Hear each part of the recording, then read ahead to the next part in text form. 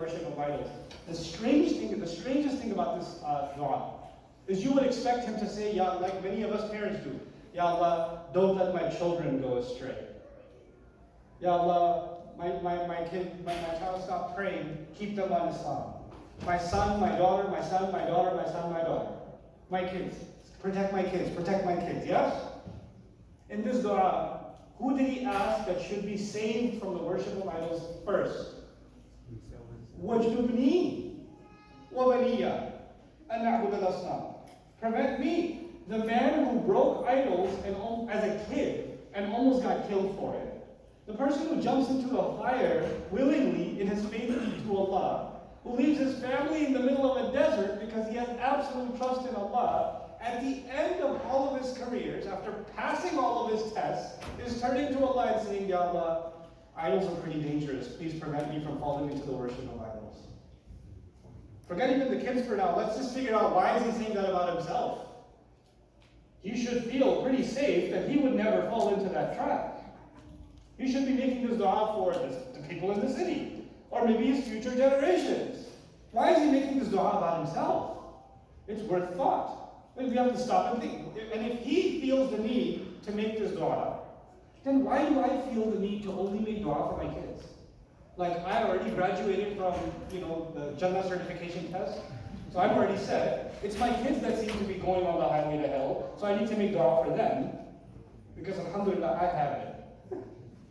Clearly not. You see, there's lots of ways to think about this, but one way to think about this is that not all idols are made of stone and marble and wood and metal. Not all idols are physical objects. There are idols that don't have to be physical objects, but you and I could end up worshiping them as if they are greater than Allah and greater than the word of Allah. And that could easily happen.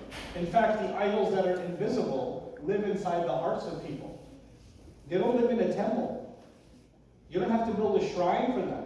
There's a shrine that can also get built inside of your chest and exist inside of your mind.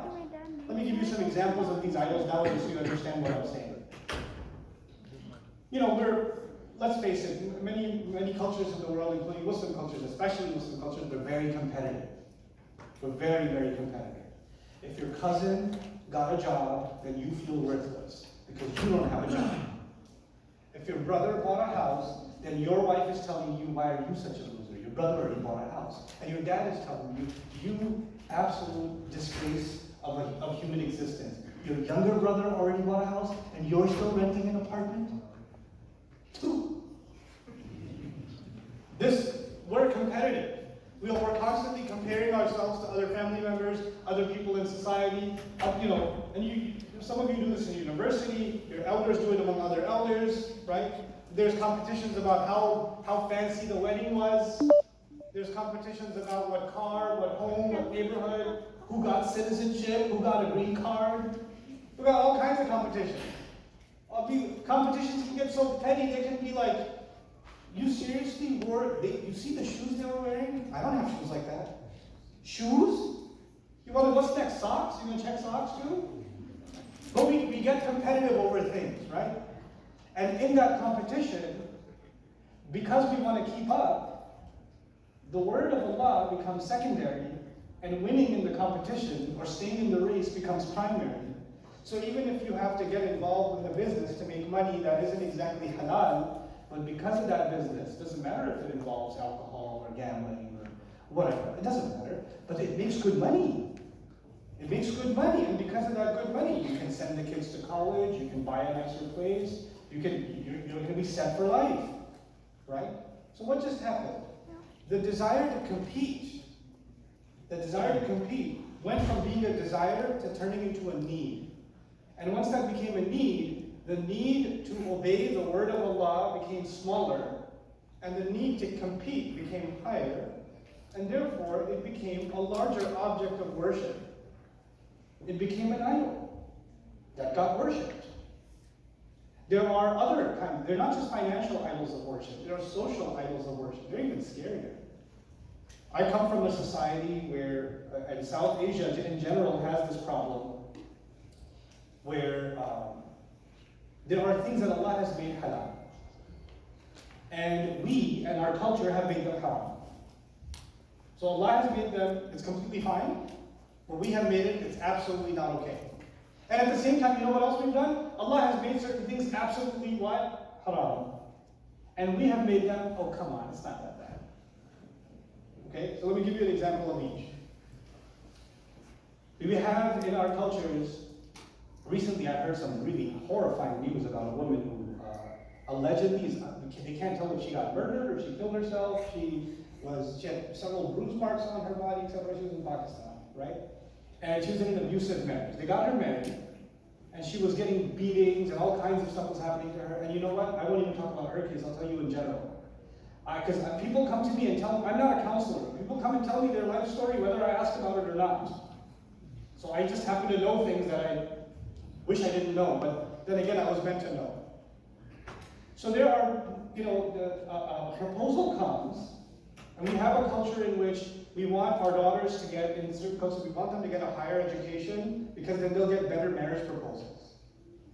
Okay, so the purpose of a higher education is not so that your daughter is a more refined human being, she has a higher purpose in life, she can be of service to humanity. No, because she'll get richer proposals that way. That's why you're getting her an education. Not because it's the right of your daughter that you be the best to her, because that's what your messenger taught you, something like that. Not because of that. This is a cash transaction. Or this is a cultural transaction, because otherwise she won't get a good proposal. Fine.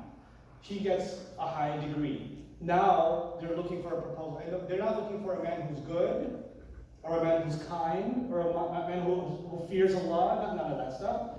The thing is, what race, what caste, how much money he makes, etc., etc. So they get married. And when you get married, we have in our religion a principle called israf. Israf means you go beyond your needs. People will go into debt to have massive weddings. Huge debt, just because the party needs to be just absolutely exorbitant. What are we going to do without $8,000 of flower arrangements? How can we survive? How do you want me to be happy without all that plastic? So we do this. Then they get married. Then you find out the guy has a drinking problem. And then not only does he have a drinking problem, when he gets drunk, he gets angry. And when he gets angry, he has no control over his hands. And he's getting abusive. And that same daughter who's getting abused now comes back to her own house and says, Mom, this is what's happening. And her own mother will tell her, Sabr karo beta. Just have sabr. This happens to everybody. This is a test from Allah. What are you going to make us look bad? You want us to get you away from that house? Because it'll make us look bad. What are people going to say? What if you know how big of our wedding it was? You know how many cousins came? How many people came? All those pictures we took? Now everybody's going to say, oh, look at them. They got divorced. Save yourself.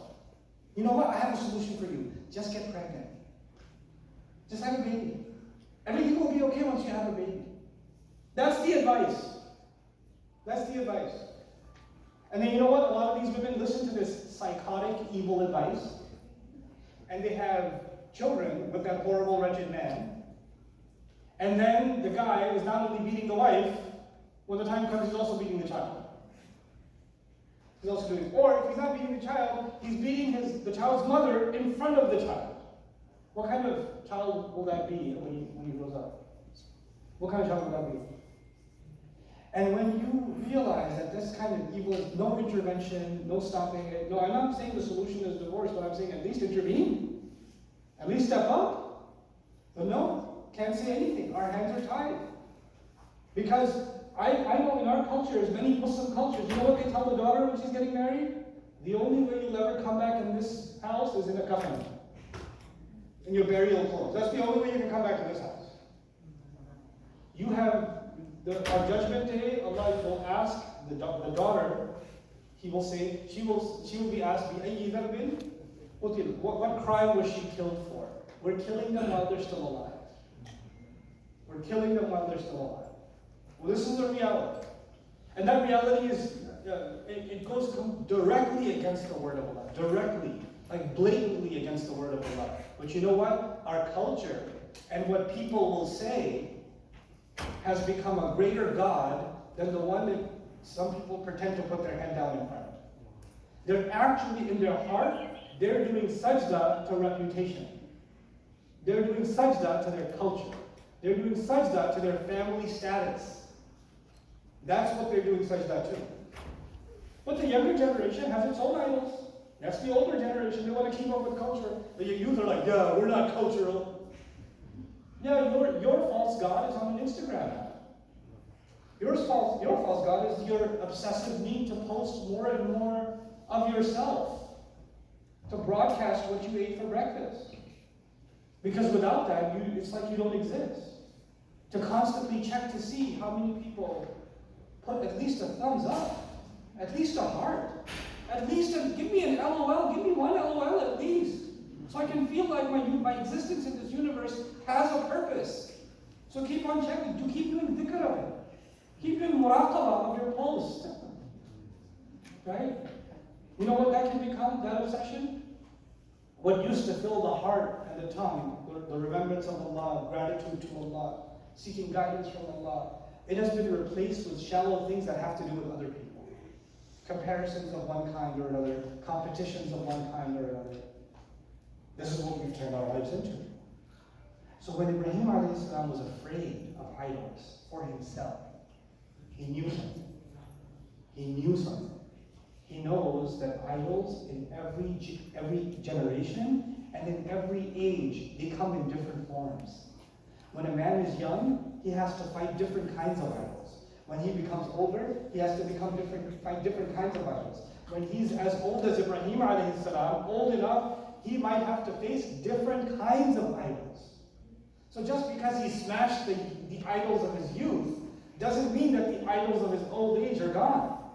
He still has to face them. And he, the Messenger of Allah, recognizes that, and in that is a very powerful, probably one of the most powerful lessons of our religion, which is لَا تُزَكُّوا أَنفُسَكُمْ هُوَ أَعْلَمُ بِمَنِ اتَّقَى. Don't declare yourselves pure. The prophets of Allah would say words like وَمَا أُبَرِّئُ نَفْسِي. I don't consider myself absolved. My nafs is still a nafs. I'm still human. I'm still human. The prophets have the courage to say that. They have the courage to say that.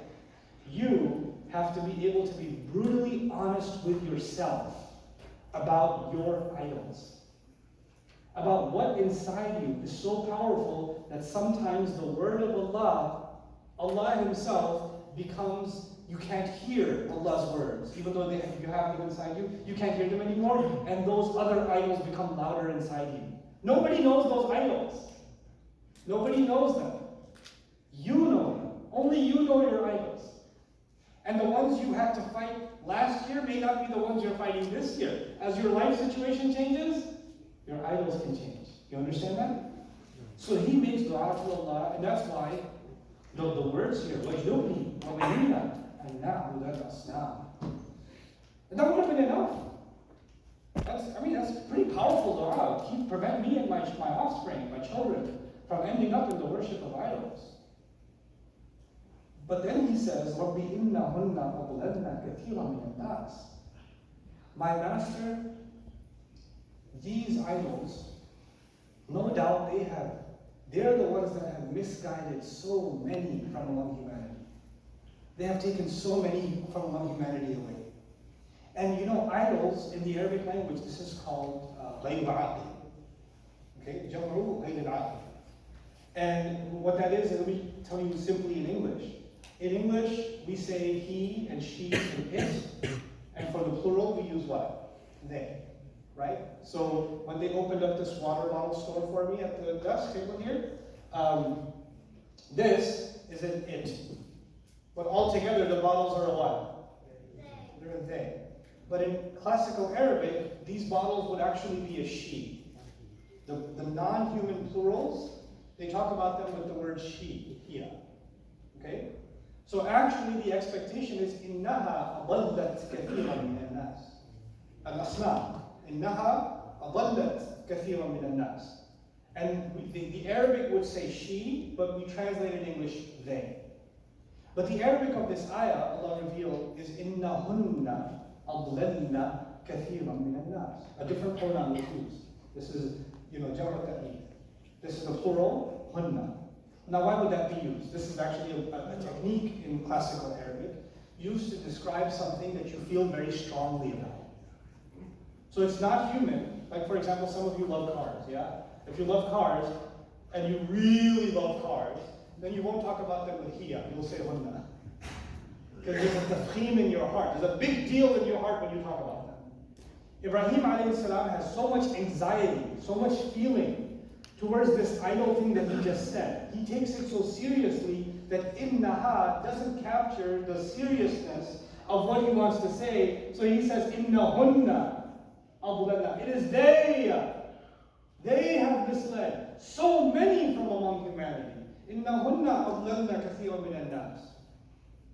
In other words, he's terrified of falling into the worship of idols for his children, himself and then his children. This idea terrifies him, which means it should terrify me, which means it should terrify you. And he goes on to say, فَمَنْ تَبِعَنِي فَإِنَّهُ مِنِّي. So whoever follows me, then he is from me. Whoever learns to smash idols along the way is from me. By the way, he had to smash a lot of idols, not just the ones that he broke, Judadan, not just those. When Allah commanded him to slaughter his son, the love of his son could have turned into an idol, couldn't it? That's crazy. That's my baby boy. After all this time, now I have to kill him? No. There must be some misunderstanding. Let me negotiate. Remember, he negotiated with Allah. يُجَادِلُونَا فِي قَوْمِ لُوطٍ. He argued with Allah about saving the people of Lut. But that's because there he can, because that's not an idol in his heart. But here he knows what Allah is testing him with is someone he loves deeply from his heart. So there's no jidal. There's no argument. He has to surrender. He has to smash or he has to subdue that love so it doesn't turn into an idol. Because if it goes too far, it will turn into a false god. He's been smashing idols his entire career. So he says whoever can develop that inside of them, and they are from me. What that means for you and me is we have to learn to make people upset. Because when you're going to become people of Ibrahim alayhi salam, and people in your family are not going to like it. Friends aren't going to like it. Your spouse might not like it. But you have to stick to it. Because your love of people, or your desire to make people happy, cannot come at the expense of making Allah happy. You can't afford it. فَمَنْ تَبِعَهُ فَإِنَّهُ مِنِّي وَمَنْ عَصَانِي فَإِنَّكَ غَفُورٌ رَحِيمٌ. And whoever would disobey me, then certainly you're extremely forgiving. And it's so beautiful that he said, whoever disobeys me, we were expecting him to say, whoever follows me, then whoever follows me is mine. They're with me. Whoever disobeys me, you expect him to say, whoever disobeys me is not mine. I disavow them. I disconnect myself from them. Right?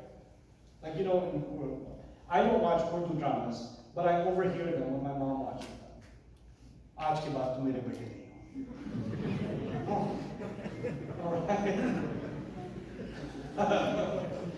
From today on, you are not my son. From today, do not show your face in this family again. When you break tradition, then you get these drama lines, and when your cousin or your aunt or your mom or whoever uses them, that's not because it's hers. She learned it from a drama she watched on TV. So stop watching dramas on TV because it's feeding you dialogue you're using in your family. Okay, so khutbah you don't remember. Drama lines, mashallah.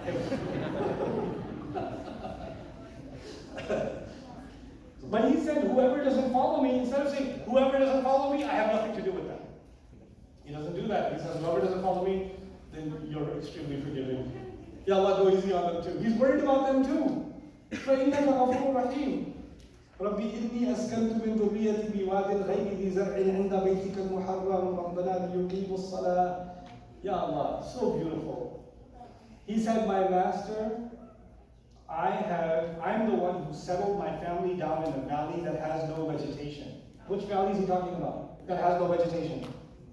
Makkah. I brought my family here, but there was nothing here.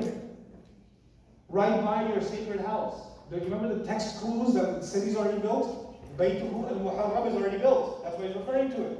So عند بيتك المحرم. I brought my family here that doesn't have a place, doesn't have good temperature. It doesn't have a good climate. It doesn't even have an economy. It doesn't even have humanity. I brought them here for one purpose, so that they can worship you. Right by your sacred house. لِيُقِيمُوا الصَّلَاةَ, so they can establish the prayer. This is beautiful. He didn't just say so they can worship you. In fact, he said so they can establish the prayer. Now we're learning the family of Ibrahim a.s. was brought there so they could be a guide for other people in that community on how to pray. Because establishing prayer isn't just about praying. That's صَلَّى. فَلَا صَدَّقَ وَلَا صَلَّى. أَقَامَ الصَّلَاةِ is different from صَلَّى. أَقَامَ الصَّلَاةِ actually means they created an institution of prayer so other people can join the prayer. Right? So I brought my family here so they can turn the prayer into an institution. So it can become part of a society. لِيُقِيمُوا الصَّلَاةَ فَاجْعَلْ أَفْئِدَةً مِنَ النَّاسِ تَهْوِي إِلَيْهِمْ. So make people's make certain hearts from among people flock towards them, incline towards them. Ibrahim a.s. is making dua for his children, not just that they should establish the prayer, but he's making dua that other people should have a soft feeling towards them in their hearts. This is interesting. It was really interesting. A really interesting prayer. Let me put it in simple English for you. I pray that my children are loved by others. I pray that my children are what?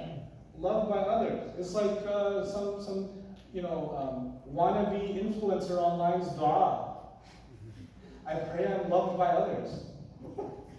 I'm followed by others. That's not what he means though.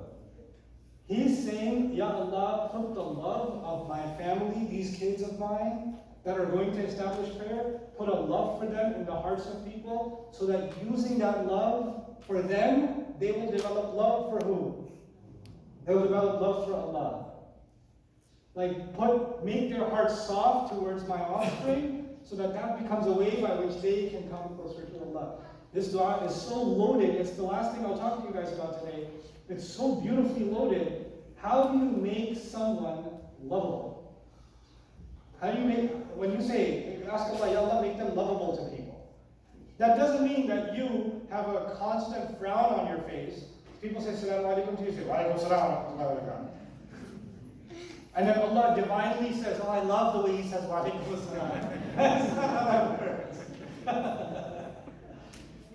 What is being prayed for is, Ya Allah, make their personalities, make their character, make their dealings with people so amazing that when people deal with them, their hearts say, man, I want to be a friend. Can I hang out with you? What are you doing later? I'm praying. Oh, can I come? Can I just totally? You don't have a schedule? Not anymore. I just want to hang out with you. Cool. Come on. Let's go pray. Make them so appealing. Their character so appealing. Their manners so beautiful that whenever people come into contact with them, whether they even heard a word about Allah or not, their hearts are أَفْئِدَةً مِنَ النَّاسِ تَهْوِي إِلَيْهِمْ. Ya Allah, make hearts of people flock towards them isn't just about the hearts of people.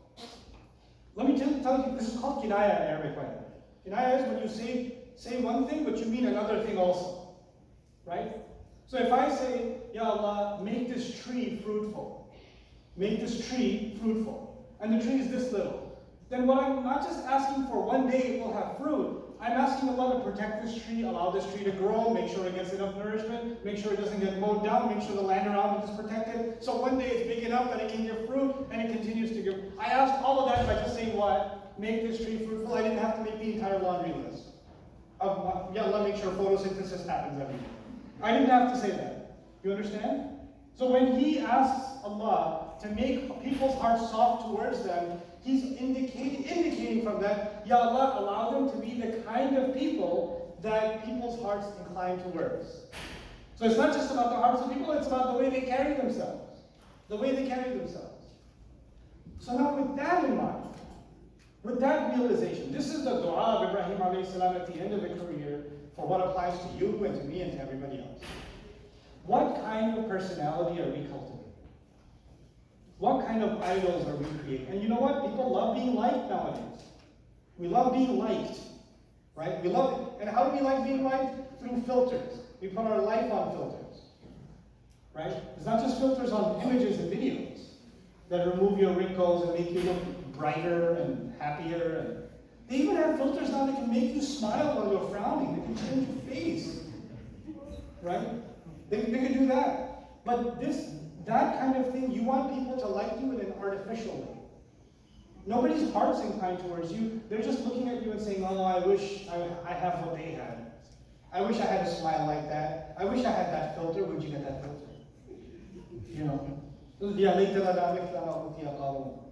That's what that is. I just want what they have. But this dua is not about wanting what you have. It's about making you into a kind of person that other people want to be around. Other people want to come closer to you. They're not repulsed by you. They're not pushed away by you. They're drawn to you. This was the beautiful dua of Ibrahim alayhi salam.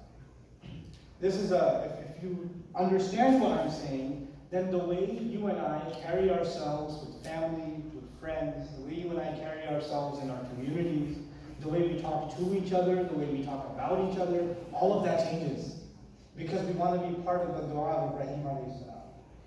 Like, part of my, when I read the Quran, one of the ways that I interact with the Quran is when Allah says, I try to turn it into a dua.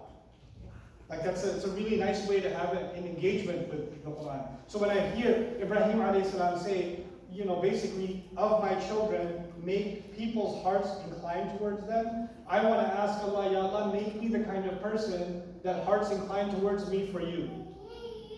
That's what I want to ask Allah. Make me part of this dua. I want to be included. Then he says, and provide them all kinds of fruit. I love this part. Provide them all kinds of fruit. Well, you know what fruit represents in Arabic? It means a good life. Meaning that you have a nice place to live, you've got your needs taken care of, food's on the table, you're financially doing okay. So Ibrahim alayhi salam is saying, not only should these people be likable by others, they should also be financially independent. The wisdom of Ibrahim alayhi salam, that he wants the people that represent Islam to be financially independent. So cool. Because if they're not financially independent, then when people come close to them, they'll say, oh, the only reason they talk about Allah is so they can ask for a donation. Right? Because they want money. What does the church do? They want people to come on Sunday because they love people worshiping on Sunday? No, a lot of times they want to come on Sunday because then you give Jesus his fees. Right? It's a financial scheme. It's a financial scheme. And if Islam turns into that, then that's a serious problem. The people whose hearts, our hearts are supposed to get inclined towards them, they're not financially independent. They're not getting all kinds of fruit, so they need fruit from you. They need it from you. And you know what that does? That changes the way we feel about those who teach religion, who we take it from. It changes the dynamics of it altogether. You see? So he says, make them financially independent. Provide them all kinds of fruit. Make them traders. And all kinds of fruit is interesting because he's making this dua in the desert, right? And the last thing you find in the desert is what? Fruit. Basically, he's saying, kinayatan, make them import-export business people. Let them get fruits from all kinds of lands and get them into business. Get them going. Brother, is business halal in Islam? Is making a lot of money halal? Yeah, it's the dua of Ibrahim alayhi salam. That's part of it. Go trade. وَآيَةٌ لَهُمْ أَنَّا حَمَلْنَا ذُرِّيَّتَهُمْ فِي الْفُلْكِ الْمَشْحُونِ. Allah says a miraculous sign of it is that Allah, that they put their children onto ships. In ancient times, why did people put their sons on a ship? Because they're going to send them to earn a new living or do trade across the sea. That's why. For trade. Trade is an ayah of Allah. Business is an ayah of Allah. Ibrahim alayhi salam wanted his offspring to become successful entrepreneurs and business people. And by the way, business people are employers. Yes or no? Business people are employers. And business people are, when they become successful, they become financially more independent. And other than career people have a 9 to 5, yep, right? But business people, after their business becomes successful, they don't have to have a 9 to 5. They can have a 12 to 1. They can have an 11 to 11:30. You understand? They can have a 4-hour work week, famous book, right? They can have free time. And guess what? Good business people with their free time, what are they going to do? They're going to take their time, their resources, and they're going to invest back into a community. Make it better, better its education, better its schools, better its streets, better its hospitals, etc., etc. And as they do that, what are people's hearts going to, what's going to happen to people's hearts? They're going to turn towards them. You see the genius inside these words? Make people's hearts turn towards them and provide them all kinds of fruit.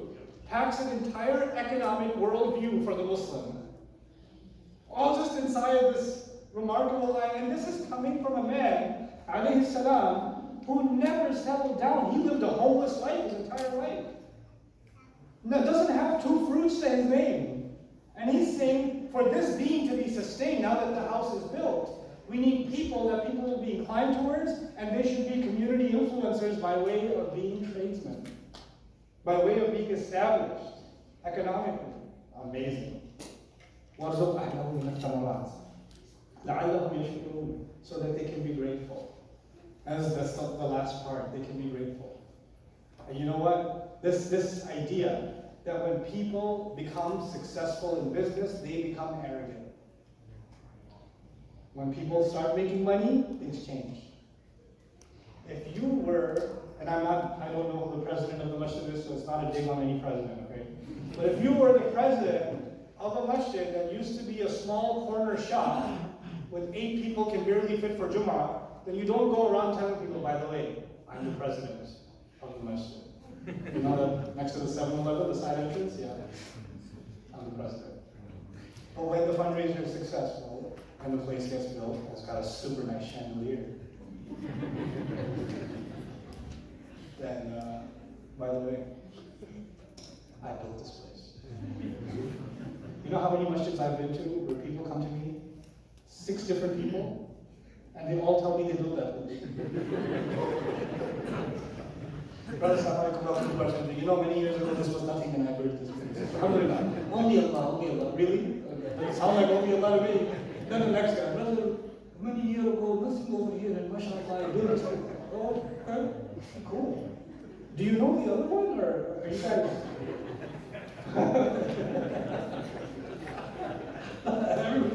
They all single-handedly built this place. But you know what? When you become successful, when a project becomes successful, when business becomes successful, when a community center becomes successful, when a youth group becomes successful, when an MSA becomes, you guys don't just say this is an uncle problem, you young people too, man. When an MSA starts taking off and has a big event, you know who the president was when that event happened? Yours humbly. He says, when they reach this point where they're provided for and people love them, man, what more could you want? You're financially well off, and people love you.